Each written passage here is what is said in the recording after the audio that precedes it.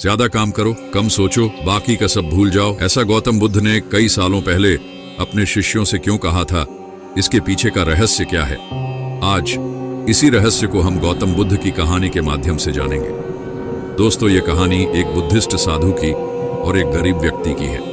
ये कहानी आपको बताएगी कि कैसे हर परिस्थिति में खुश रहे। एक जंगल में एक संत रहता था। इस संत के आश्रम में कई सारी गाय थी।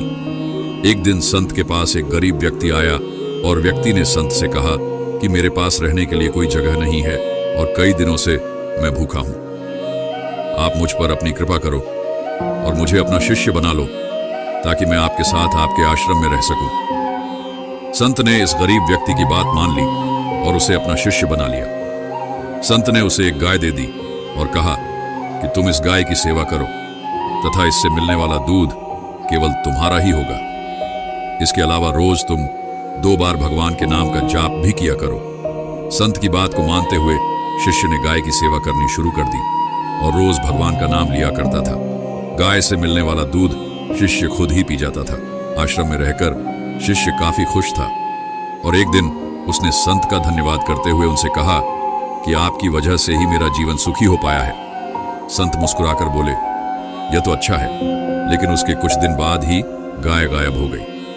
गाय गायब होने के कारण शिष्य को दूध नहीं मिल रहा था, जिसकी वजह से उसने पूजा करना भी छोड़ दिया और दुखी रहने लग गया। शिष्य ने संत से मुलाकात की और संत को बताया कि उसकी गाय खो गई है, जिसकी वजह से उसका मन मंत्र जाप में भी नहीं लग रहा और वह कई दिनों से दुखी है। यह बात सुनकर संत ने कहा, यह भी अच्छा है। कुछ समय बाद शिष्य को गाय वापस मिल गई और वह फिर से खुश रहने लग गया। शिष्य ने यह बात संत को बताई।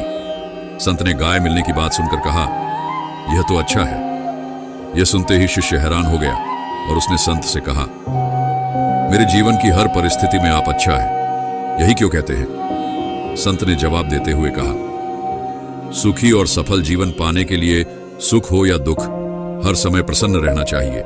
जीवन में आई बुरी स्थिति में अपने आप को दुखी नहीं रखना चाहिए।